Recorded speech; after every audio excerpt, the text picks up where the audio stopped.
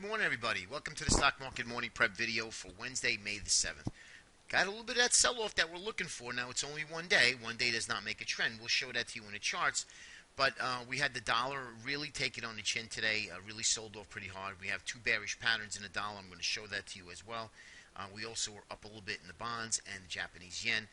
It's just the correlated and inversely correlated asset classes are really confusing of late. I would suspect that gold would be really starting to move to the upside, and it did not do so because of dollar weakness. So again, everything doesn't have to happen. The same relationships could change, and that is definitely a fact. But we do see weakness coming into the marketplace.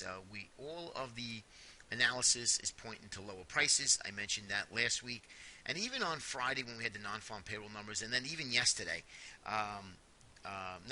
Not yesterday, Monday, we had prices that dipped lower and then rallied back. I mean, it's so crazy, the price action. There's absolutely no reason for that type of price action. So what happens is it gets the trader or the investor nervous that if you're going to take a short position, you might as well take it. And that's what they want you to do. They want you to be nervous if you're looking to short the market. They want you to be. So patience is definitely a virtue in this market. I can't stress it enough. But there's going to be some good opportunity, and I mentioned that before, and it looks like we are starting to come into fruition here. But remember, it's going to take, I think, a little time. I think we move lower, and we got some key indexes that are sitting on the 200-day moving average. Now, that could be bought, right? Because that's a good spot for it, or we could just break lower again. So let's go right into the indexes. We have the bonds, as you know, been showing this to you for a while. Inverted head and shoulders pattern. We broke the neckline here. And now we're just starting to move up higher. The longer-term picture, like I mentioned yesterday morning, was bonds is really in a downtrend. But at least for the short term, bonds continue to move higher. And things could actually change for that matter, too. If bonds continue to move higher, you're going to have a liquidation in the equities market. All right, so that's going to flight to safety. Treasuries, bonds, utilities, anything that's consumer staples, anything that offers a nice, nice yield, and or just want to park when they get out through volatility. So bonds doing pretty well, and it gave us a cue a while back, several weeks back, that why that bonds didn't sell off when equity markets were rallying. So Japanese yen, as you know, the inverted head and shoulders, we have to break that neckline, but we had a big day yesterday. Big day yesterday. So we'll see if this can muster up some steam to really get going to the upside. Okay. Let's take a look at the dollar, and this is what I was trying to say this morning.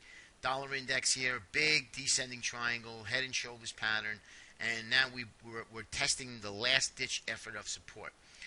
This is a big deal, guys, because this will actually put a lot of movement in currencies, equities, and commodities. So this is why I say we're going to have we should have a decent and a very busy trading coming the next 6 to 8 weeks. So obviously, if this guy needs to continue.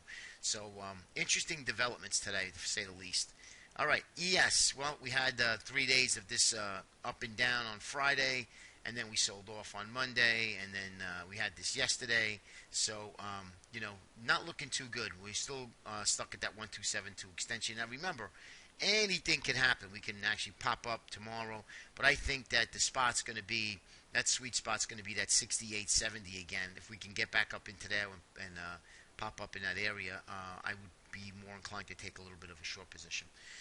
Diamonds, one of the best charts out of the 5 that we follow, but not really doing too great. As you can see, now we're starting to break down through the 20, caught the 34, looking at the 50 next target.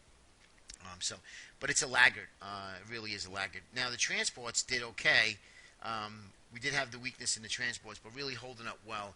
A lot of resistance, a lot of support down below, 8, 20.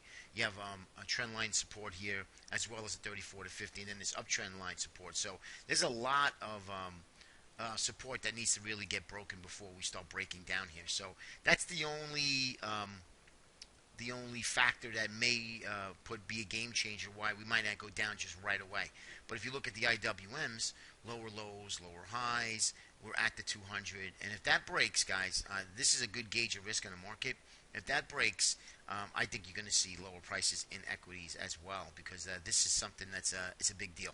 Okay, Russell 2000 is a big deal when they're breaking down. That means traders, investors do not want to be buying Russell. So that's a bad. That's something that you need to be aware of. Okay, let's take a look at the Qs, and last is the Qs. Now you can see here, and the Qs are a very difficult index to trade.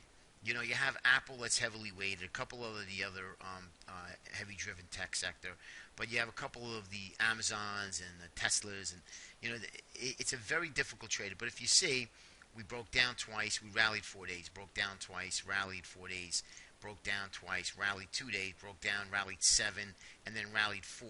We had a reversal yesterday, day before, excuse me. I have no idea why, and that's you can tip your hat to the algorithms and HFTs, no question about it. There was absolutely no reason to buy that market the day that this happened here. Absolutely. So what happens is people get stopped out of their position and they say, okay, we'll look to get long, and sure enough, we opened up yesterday morning and we dumped.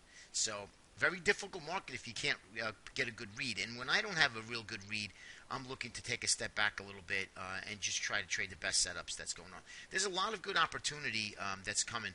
I like oil stocks. I do like gold if it can get up and running. Do like the gold sector, and I do like to short some of the higher beta names if we can get some sort of a bounce. I don't want to short them in a hole, but you know, let's see what happens today, and let's see if we can get some further movement to the downside. The thing for me today is going to be looking to sell any weak bounces into. Okay, and that's going to be the theme unless it changes. So if the market bounces like this and then sells off a little bit and then reverts back to the upside, well, then it looks like we're going to have a reversal day again. So keep that in mind. All right, it's very important to understand that. Okay, all right, guys. I hope it helps. A really funky market right now. So you as traders and investors need to understand. Manage the risk accordingly, reduce the risk size and your shares, and even if you got to take a step back a little bit, it's worth it. Okay. Have a great day. We'll speak to you tomorrow. Take care.